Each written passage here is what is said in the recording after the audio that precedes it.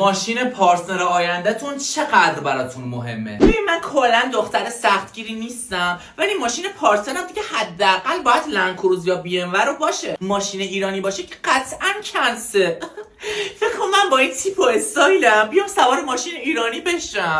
سلام، می‌خواستم برم شیرازمان. خب بیا با هم میری. نه آدرسشو می‌خواستم. می‌خواستم. دیوونه آدرسش. ببین اخلاق پارتنرم خیلی واسه من مهمه و ازش توقع دارم که منو بذاره رو سرش و حلبام کنه، چون من توی خانواده‌ای بزرگ شدم که از گل نازک‌تر تا حالا به من نگفتن. فاتی های فخر. بله مامان. بله به بالا دوکش صافت ای بناک.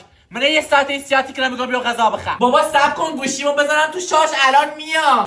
اگر به تو من گوشی کنم ستیش کنم.